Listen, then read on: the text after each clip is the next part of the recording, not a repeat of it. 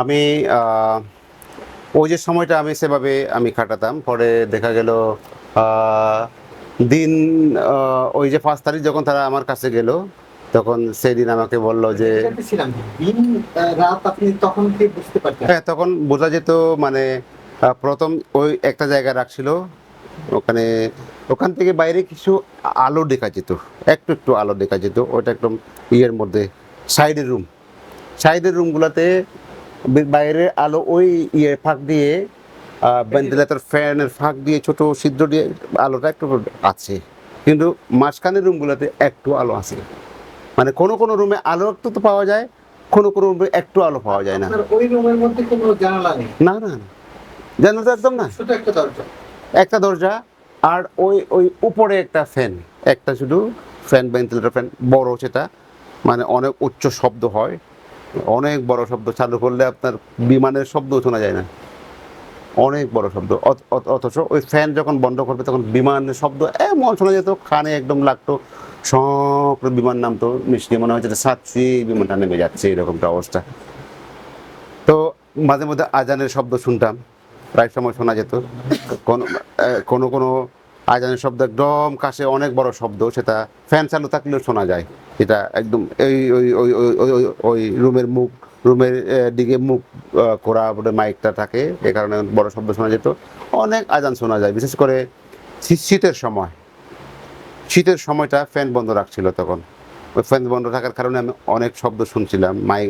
ওই আপনার আজানের শব্দ শুনলে তো আপনি আর দিনটা কখন কি বোঝা যায়, এটা কোনো অসুবিধা হয় না, কখন কয়টা বাজে এটা সব ইয়ে হয়ে যায়। একবার যদি আপনি সময়টা আন্দাজ করতে পারেন, পরে এটা হয়ে যায়। আর শেষের দিকে আমি যখন বছর খানেক ঘোরার পর, তো আমি তাদের সিস্টেমটা দেখেই আমি বুঝতে পারতাম কয়টা বাজে এখন। আর অন্য কিছু দেখা লাগতো না আমার, সে অন্ধকার আলো কিছু দেখা লাগতো না। ওরা যে ডিউটি করে, ডিউটি যে চেঞ্জ হয় 4 ঘন্টা পর পর, নতুন লোক আসলে তারা একবার চক্কর দিয়ে যায় ওইদিকে। দেখলে আমি বুঝতাম যে হ্যাঁ, এটা এখন এখন সময় এত, মানে এটা আমি বুঝতে পারতাম। 4 ঘন্টা হয়ে হ্যাঁ, 4 ঘন্টা পার হয়ে গেছে, তাদের নতুন পার্টি আসলো, ওই পার্টি চলে গেল, এটা আমি বুঝতে পারতাম। এটা আর আমার অসুবিধা হতো না। তারপরে ওই আপনার দরজাটা কি সবসময় কাজের পাশ থেকে লক করা থাকে? হ্যাঁ, এটা তো ওই যেটা লোহার রডের যে দরজাটা, দুটো দরজা আছে, একটা লোহার রডের আর একটা খাটের। লোহার রডের যেটা জেলখানা যে দরজাটা থাকে ঠিক সেরকম, সেটা সবসময় বন্ধ থাকতো, থালা মারা।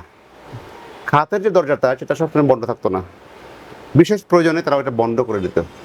আবার সেটা শেষ হয়ে গেলে পরে আবার খুললেও তো আপনি বেশি দেখতেছেন না, শুধু সামনেটা দেখতেছেন। সামনে তো 7 ফিট 5-6 ফিট পরে আর কিছু দেখতেছেন না, শুধু এই একটা দেখা যায়, এরকম করিডোরটা দেখা যায়, সামনে দেয়ালটা, মানে আপনি 7 দিকে শুধু দেয়াল দেখবেন আর কিছু দেখবেন না, এরকম একটা অবস্থা। মানে তারপরে ওখানে খুব বাজেভাবে তারা কোনো কোনো বাজে ব্যবহার করতো, মানে খুব কষ্ট দিত, নানা রকম ব্যবহার, বিশেষ করে কষ্ট দেওয়া, তাই মানে সেখানে কষ্ট মানে আমি যা বুঝলাম, তারা নিরাপত্তা, গোপনীয়তা দুইটার অজুহাতে কষ্ট দিতে পারে একজন বন্দীকে। তাদের ওখানে নানা রকম সিস্টেম আছে, বিশেষ করে শব্দযন্ত্র, ফ্যান, অনেক উচ্চ শব্দে ফ্যান চালায়। ওই ফ্যানগুলো তারা ইচ্ছা করে ঘুমানোর সময় তারা ওই আধা ঘন্টা পর পর চেঞ্জ করে দিত।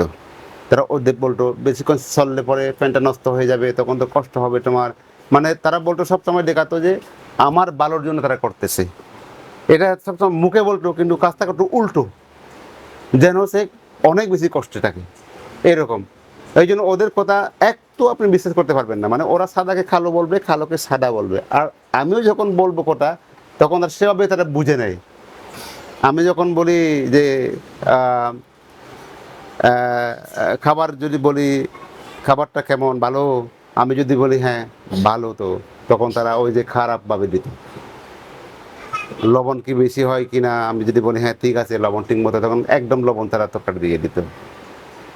তারপরে যদি বলি আর লবণ কম হয়েছে একটু, যদি বলে, আর আবার জিজ্ঞাসা করবে তরকারি ঠিক আছে, খাওয়া যায়, মানে ঠিকঠাক আছে সব, লবণ টবণ কম বেশি হয় নাকি, মশলা কম বেশি হয় নাকি। তারা তো দেয় কম, লবণ দিয়ে দেয়নি, আবার জিজ্ঞাসা করতো।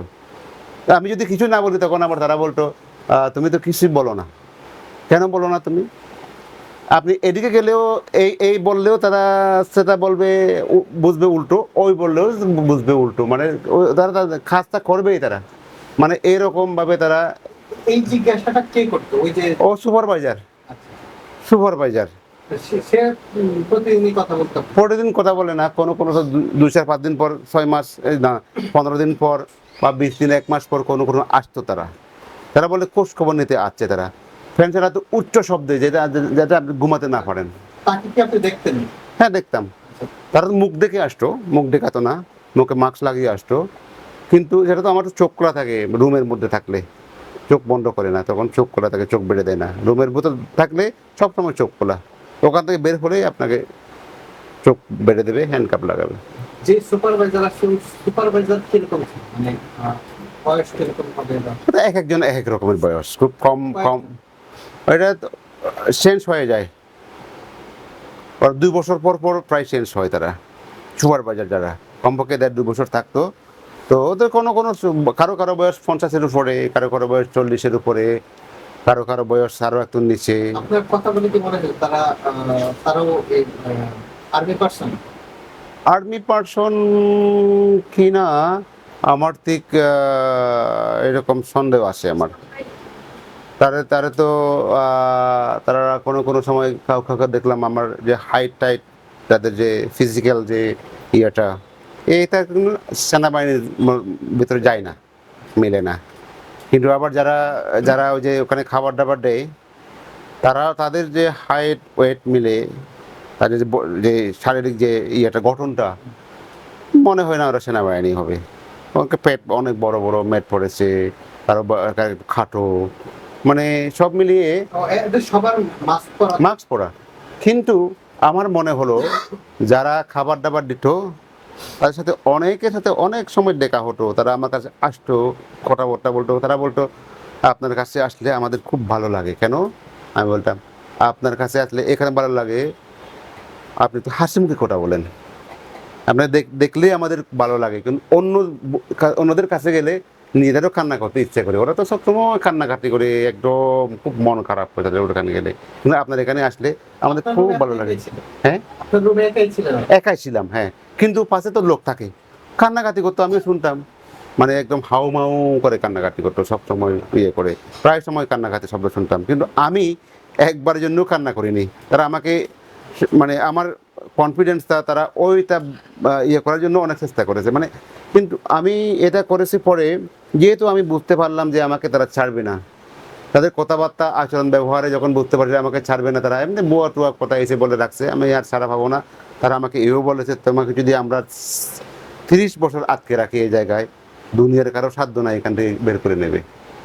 তো আমি সেটাই ধরে নিয়েছিলাম, হয় হাসিনাকে মরতে হবে, তারা আমলে আমি ছাড়া পাচ্ছি না, না হয় আমাকে 30 বছর রাখবে তারা এই জায়গায়।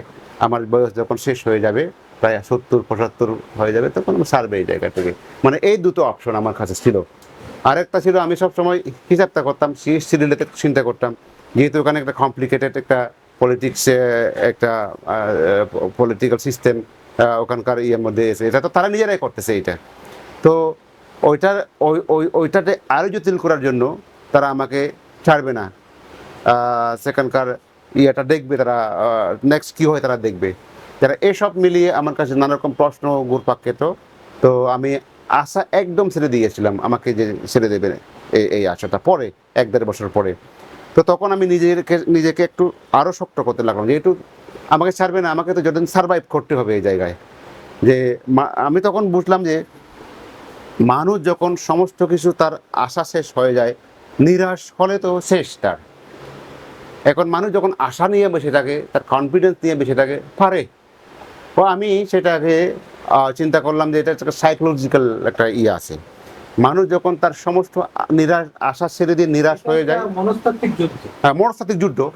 এই যুদ্ধে আমার জিততে হবে, এটা আমার সবসময় একটা ইয়ে থাকে। এখন এই যুদ্ধে জিততে হলে কী করতে হবে? আমাকে শক্ত থাকতে হবে নিজেকে। এটাকে ভেঙে পড়া মানে হার মানা। তো তারা আমাকে প্রায় চেষ্টা করছিল আমাকে এইটা পরাজিত করার জন্য। ওই যে ঘুমাতে দিত না আমাকে, নানা রকম ফিজিক্যালি আমাকে মারধর করে না, কিন্তু অন্যভাবে তারা আমাকে খাবার দাবার নিয়ে কষ্ট দিয়েছে। তারা আমাকে আমি যেন ব্যায়াম ঠিক মতো, পরে আমাকে বলে আমি নাকি প্রতিদিন যে ব্যায়াম করি এই জন্য আমার মন স্বাস্থ্য ভালো থাকে। তারা আমাকে বলে, আমি তো কোনো ইয়ে করি ওদের সাথে আসলে আমি খুব ভালোভাবে কথাবার্তা বলতাম, একদম খুব ভালোভাবে। এবং তারা যদি আমার সাথে একটু অন্য মানে খারাপ ব্যবহার করে, তাদের সাথে আমি যৌক্তিক তর্ক করতাম। আর তাদেরকে আমি বেশ কয়েকবার বলেছি, তারা রাগারাগি করতো, আমাকে খারাপ ব্যবহার নানা রকম ব্যবহার করতো। তাদের আমি বলতাম, আপনারা আমাকে এইরকম ব্যবহার না করে তো বাসিয়ে রাখছেন কেন, এখানে মেরে ফেলেন না, আমার তো কোনো ইয়ে নাই। এবার কষ্ট দিয়ে মানুষের লাভ কি, রেখে লাভ কি? এত কষ্ট দেওয়ার পরও যদি আপনাদের খাইশ না মিটে, আরও কী করার ইচ্ছা আছে আপনারা করেন। এখানে যদি আমাকে মেরেও ফেলেন কেউ তো দেখবে না, রাস্তা গুম করে দেন, অসুবিধা কি? এভাবে আমি বলতাম, একদম ভয় পেতাম না আমি। তো এই কথা বললে তারা বলে, হ্যাঁ আমাদের তো এরকম ইয়ে করি না, আমাদের তো দেখাশোনার কাজ। ধরো কোনো সময় এসে বলতো, দাদা সরি সরি সরি, একটু ভুল হয়ে গেছে আমাদের, এরকমও তারা বলতো। মানে আমি তাদের কোনোভাবে তাদের মানে ইয়েতে পরোয়া করতাম না, জাস্ট। আর যে অফিসার আপনার সঙ্গে ওই বিভিন্ন বিষয় নিয়ে কথা বলতো, এটা কি একজনই কথা বলতো নাকি বিভিন্ন জন? এমন লোক পেয়েছি আমি ওদেরকে, কোনো কোনো লোক অর্থাৎ চেঞ্জ হয়ে যায়।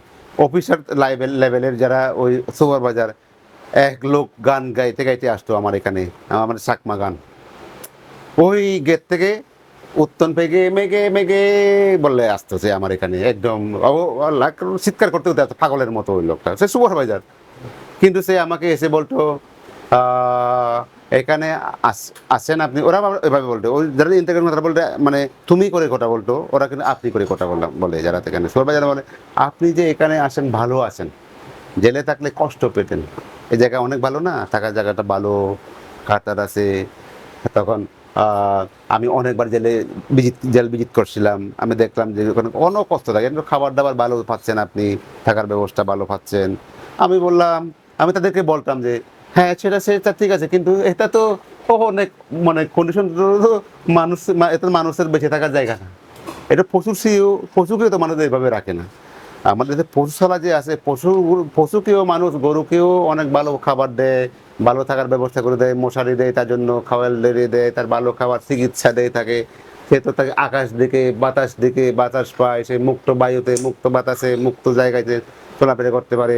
এখন আমাকে যেভাবে রাখলেন, আপনারা রাখছেন, এটা তো আমার শুধু নিঃশ্বাসটা নিতে পারছি, আমি তো একটা মৃত ব্যক্তি, আমার তো অন্য কিছু